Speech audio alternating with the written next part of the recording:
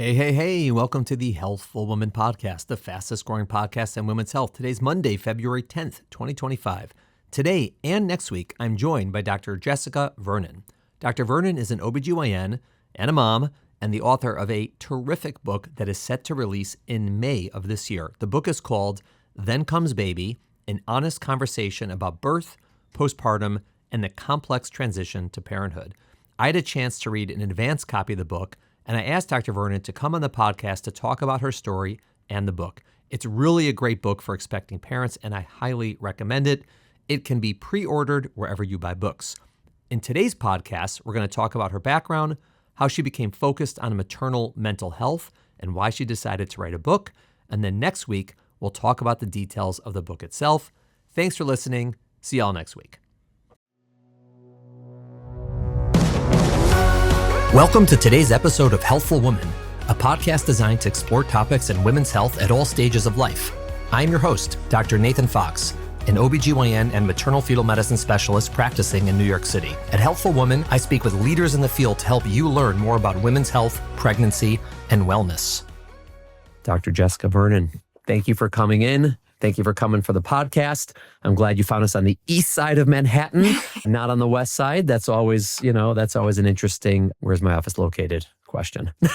Yes, it is very easy to find if you go to the right side of the city, though. So thank you. I have that problem all the time because I now work on the east side and the west side, and I have to know every morning when I leave, where am I going? Because I sometimes pull into the wrong parking area. I'm like, crap.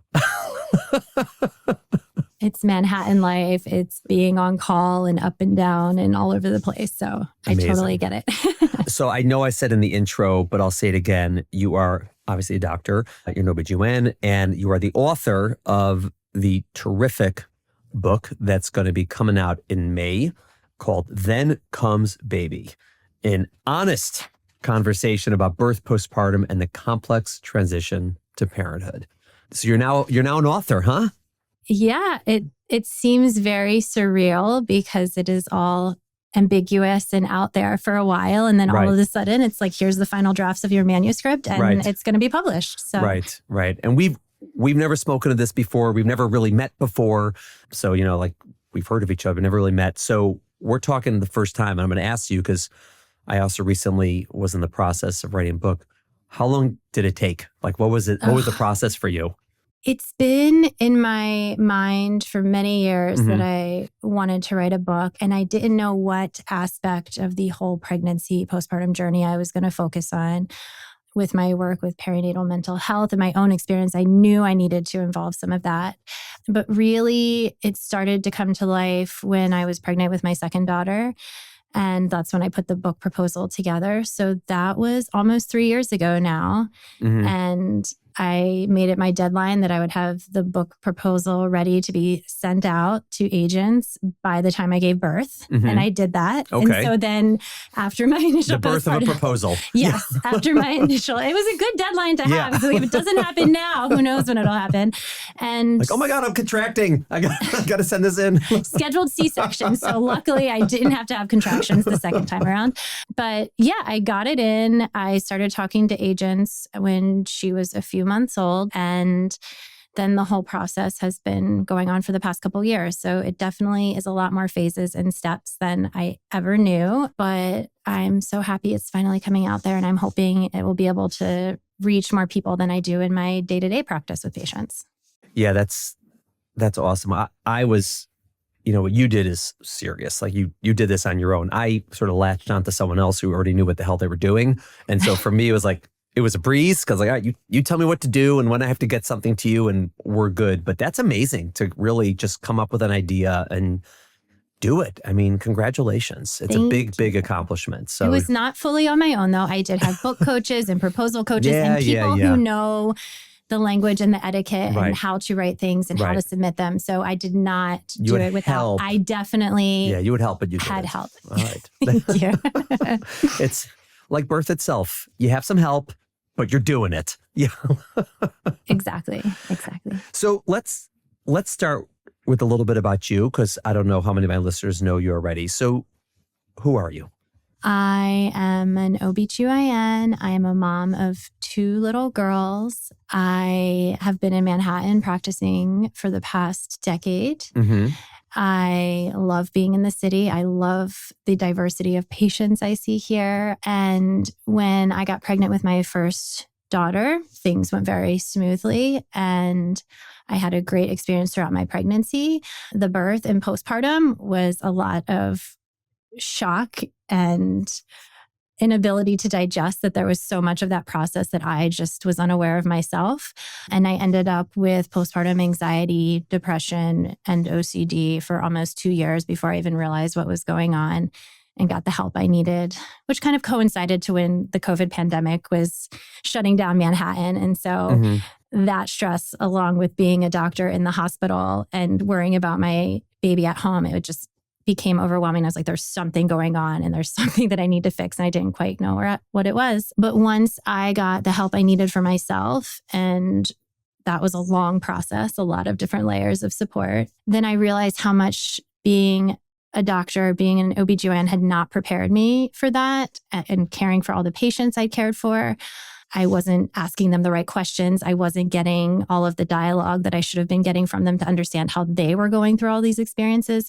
And so it really changed how I approach and practice medicine, but it also changed my focus. And now I'm so super passionate about helping people have a more supported, better cared for pregnancy and postpartum journey, especially the mental and emotional challenges that we face when we go through these experiences. And so for the past about 6 years now, I've focused on mental health care during pregnancy and postpartum. I still do deliveries. I'm still in the hospital. I still see patients otherwise.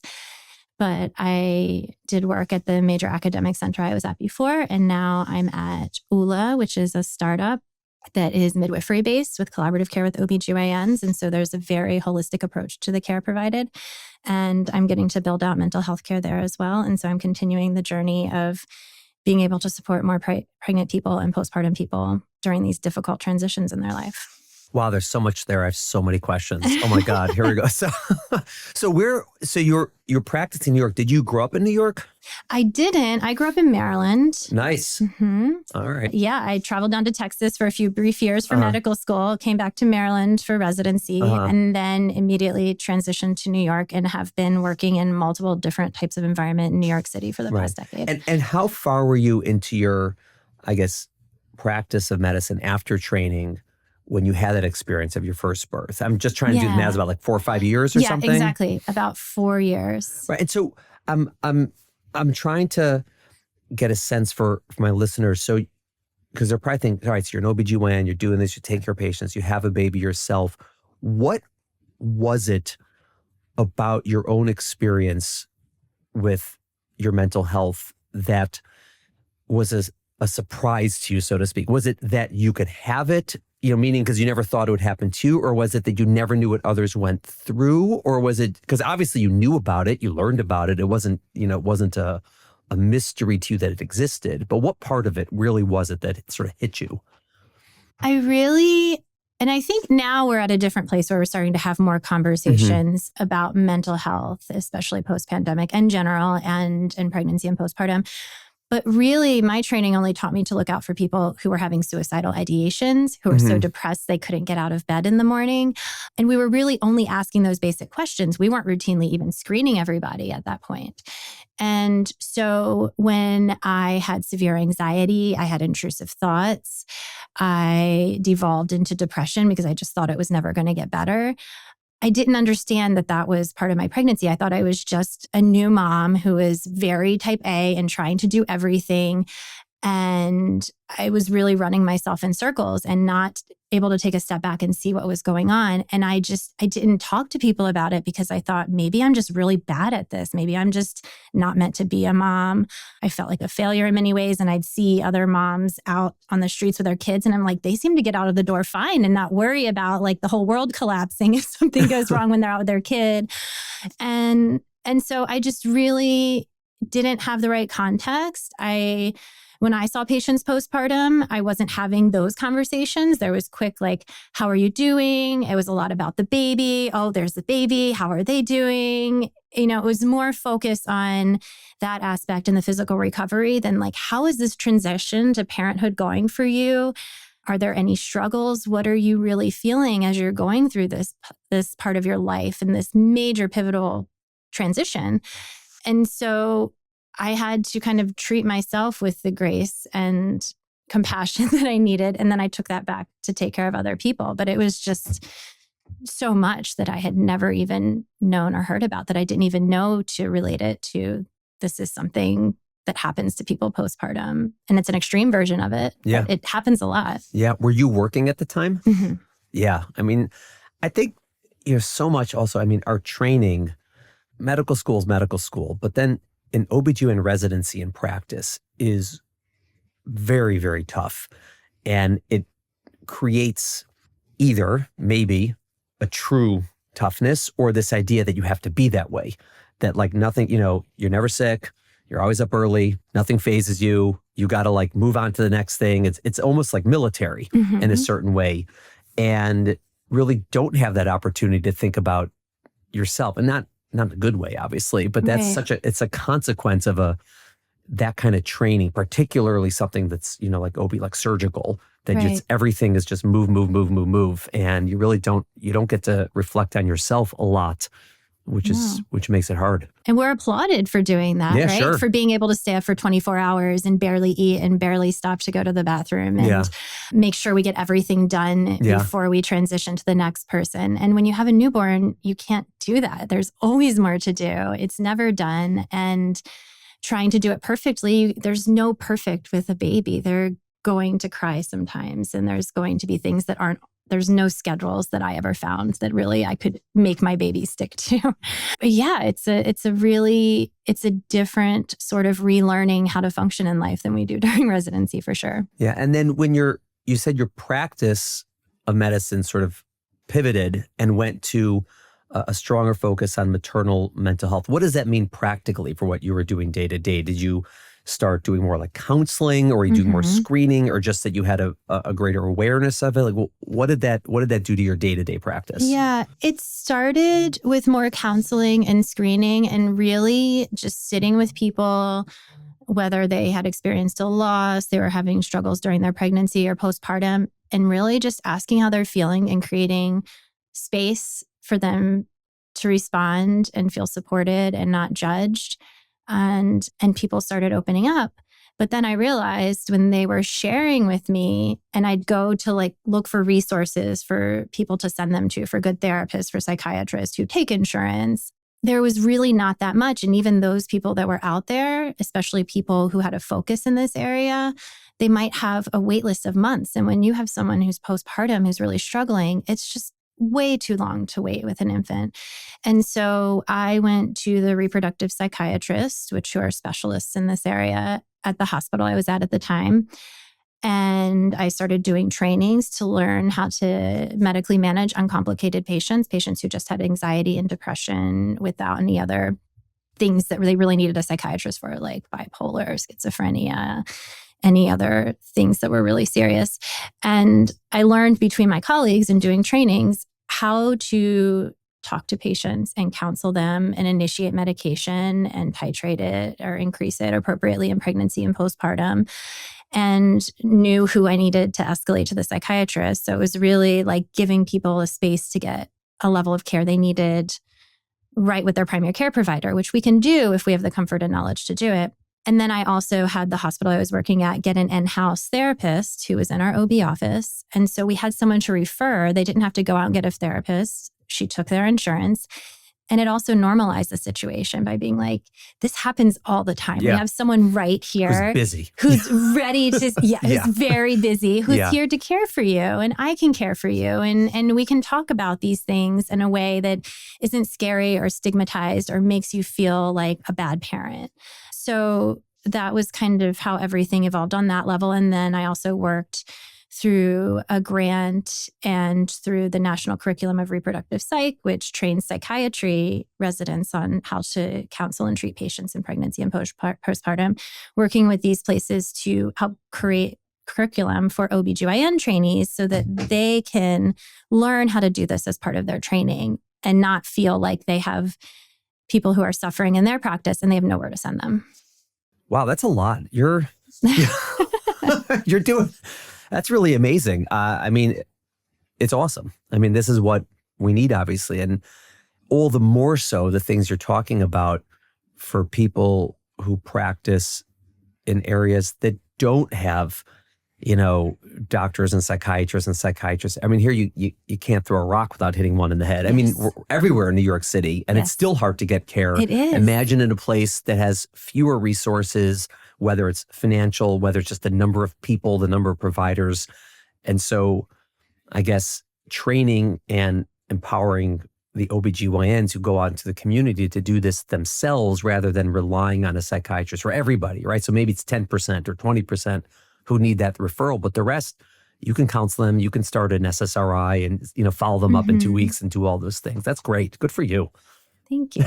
I mean, I think a lot of us get to what we end up pursuing and are passionate about through our own lived experience. And I've found that a lot of other people who do this work that I do, they also struggled in some way with pregnancy or loss or postpartum or infertility or, the whole journey has so many things that can go off course. Yeah. And we're just starting to talk about some of it in society. And so kind of bringing that more to people and having them have providers who are like, I've been there, I see you, I hear you, it will get better is just so important. Even just hearing that can you can see people relax and just let go of some of that tension they're holding. It's interesting. So this podcast we're recording today is the second one I recorded today. The first one I had, my guest was a clinical psychologist who was a patient of mine. We're probably people know because probably her podcast will be the week before yours, plus minus.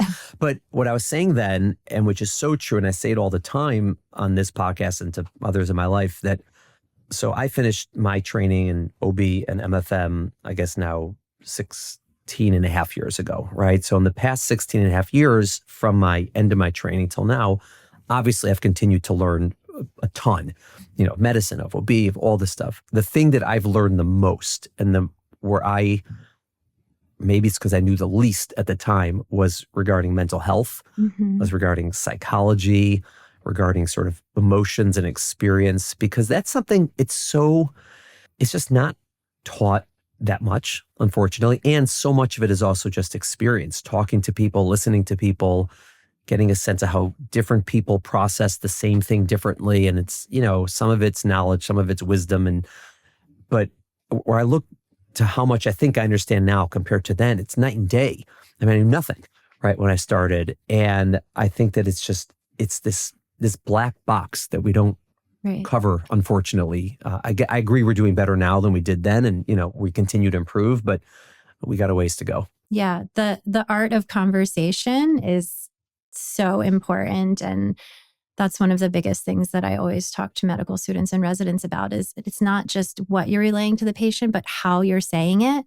And I see people who may have had a miscarriage 5 years ago, and they can still remember the exact words that doctor said to them and how terrible it felt and how traumatizing it was. And so this is another big thing I took away from giving birth is that even though we do this every single day and we might deliver 5 babies on a shift and we might do so many emergency C-sections and, all of these complications, especially when you're in a big academic center, for that person, this might be their one experience with that, or there might be a few experiences. And how you talk to them, how you interact with them, how you center them in their care is so important and pivotal to how they process that experience and whether they have trauma or not, and whether they come out of it saying, I never want to have another baby again, or I was so scared I was going to die, I can't even think about going back and getting pregnant. And so what we do really changes their lives in so many ways, and just those little changes in how you sit and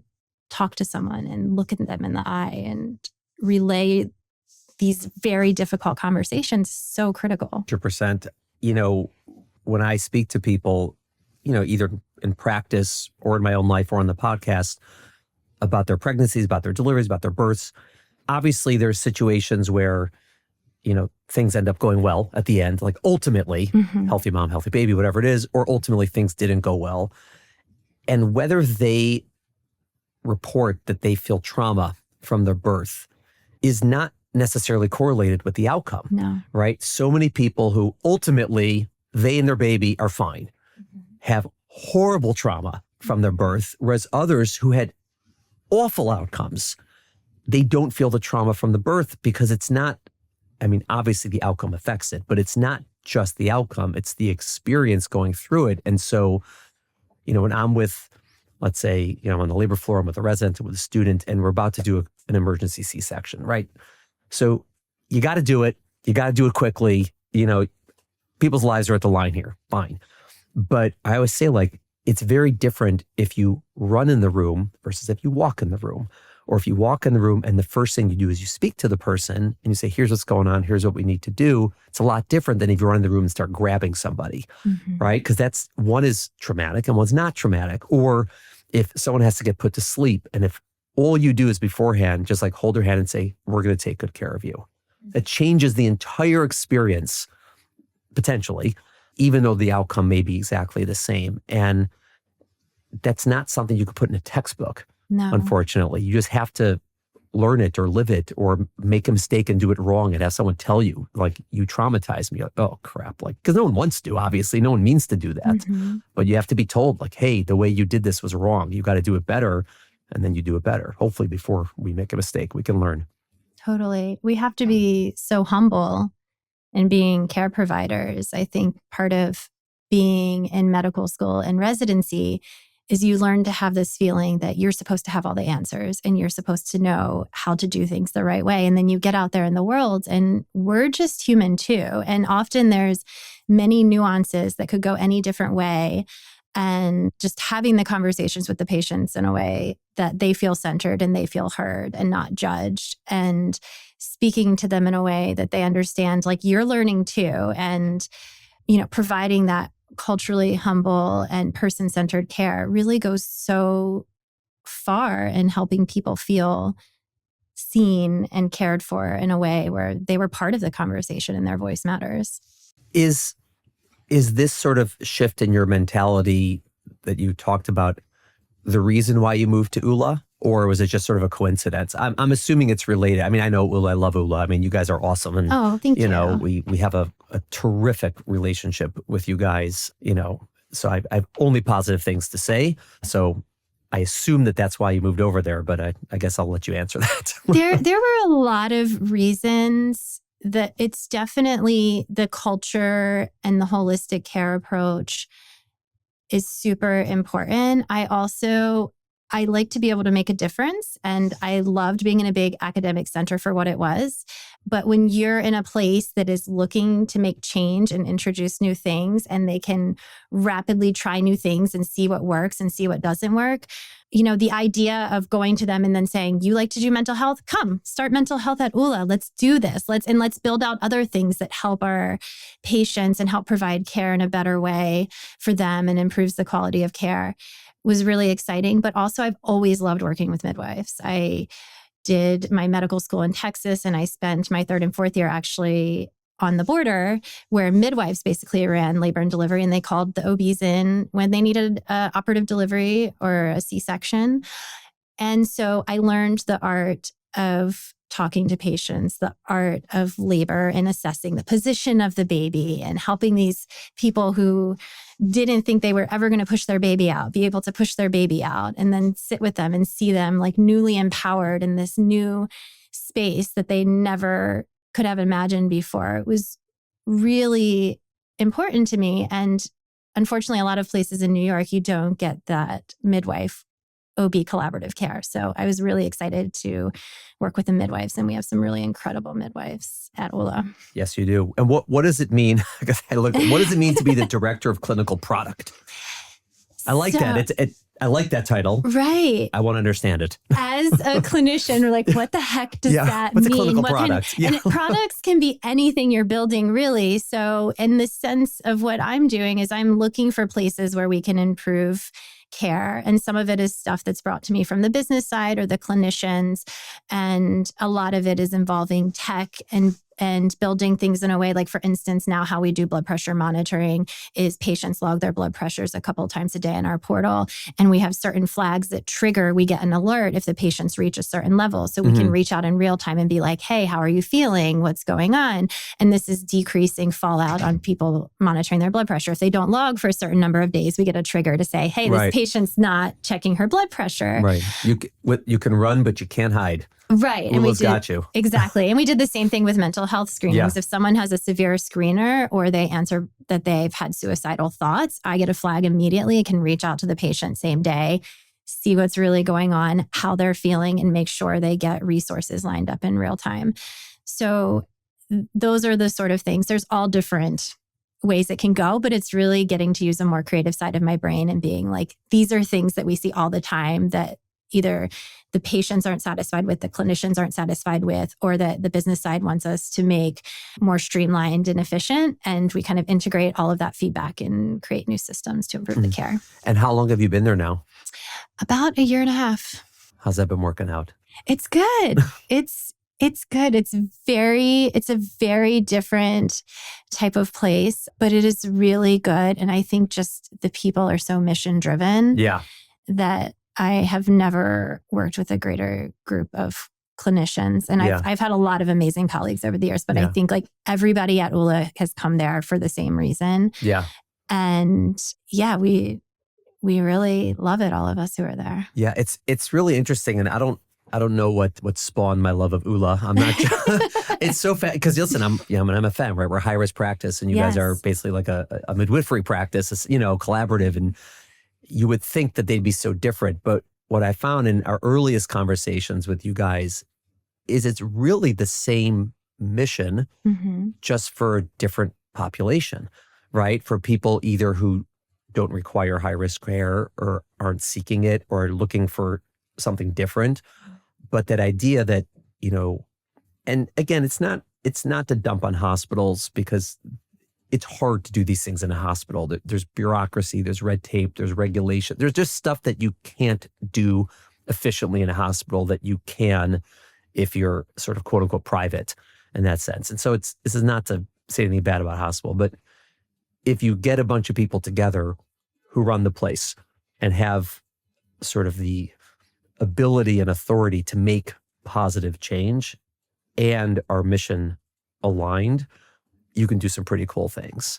And I saw that. I was like, that's what, I love what they're doing, right? So it's probably not the right place for many of my patients to go to, but it probably is the right place for a few of them to go to, the ones who sort of don't have any issues or whatever it is. And so I think that's why it's been such a nice collaboration, because we sort of know who are the right people to be by you, and you know the right people to be by us, and great. And everyone's on the same page. Yeah. And we've had such a great relationship with your practice. And I know I've actually worked with some of the MFMs in your practice before in other places. And I'm like, these are people who are really good at counseling in a way that the patients don't come back to me terrified. And that's unless they need to be. Which isn't typical. True. Yeah. But even then, they know they have like this support, they have the care plan. And obviously there are some really horrendous things that people can go through in pregnancy. They can get some information that is just really, really brutal to take in. And it takes good high-risk specialists to relay that information in a way that doesn't traumatize the patient, and that they know like, okay, I'm going through a really difficult time, but I have the support I need. And a lot of times we're collaborating with you, which is awesome. We have patients who really want to have their midwife deliver them, but they need a lot of oversight from the high-risk doctor, and we're able to make that work. And so I think it's also kind of playing with like traditional models versus models of practice that we can do in a setting where, no, we don't have a completely low-risk population, especially in New York City. We take care of a very heterogeneous group of people from all different lived experiences, all different cultures and background. And it's so cool that we get to do this and take care of people from every marginalized group possible, and also people who could pay cash for their whole pregnancy and birth.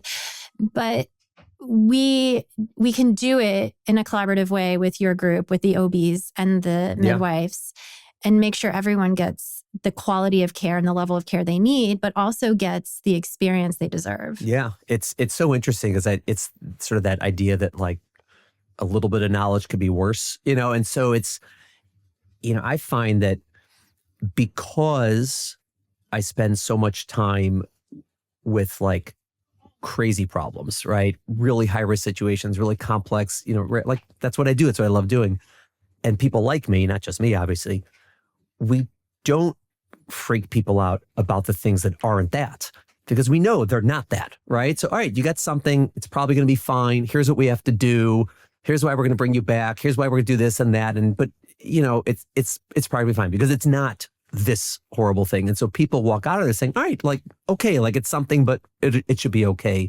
Versus if you never see anything crazy, you're like, oh my God. Oh, what are we going to do about this? And I just think that that's, sometimes we have the ability to put things in the right perspective if you see more. And that's why I think it's been nice to see your patients, because we don't have to freak them out, right. Because usually it's nothing too crazy. It's usually, whatever, things that come up, and they come up all the time. And if people get that context that this is not something so out of the ordinary, then they're not going to be too terrified. But sometimes they don't know that because they never knew that these things existed. Yeah. And so that's part of why I wrote the book, because there's so many things that these are within the spectrum of things that happen often when giving birth and postpartum, that if you're not prepared for them or you didn't know they exist, you will get freaked out and you'll think there's something wrong with you. And so having that context and having that knowledge in advance can be really helpful, I think, for all of us when we're going through these experiences. 100%. And that is a perfect segue. So perfect. Like, thank you. What we're going to do is we're going to pause here. And then in part 2, we're going to focus on the book. So thank you for part 1. This is like a perfect introduction to who you are and what brings you to the book. And then we're going to talk about the book in part 2.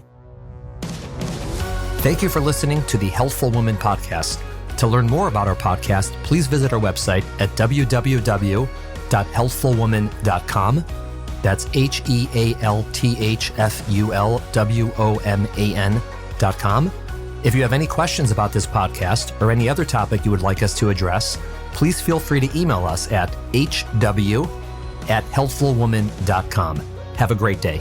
The information discussed in Healthful Woman is intended for educational uses only and does not replace medical care from your physician. Healthful Woman is meant to expand your knowledge of women's health and does not replace ongoing care from your regular physician or gynecologist.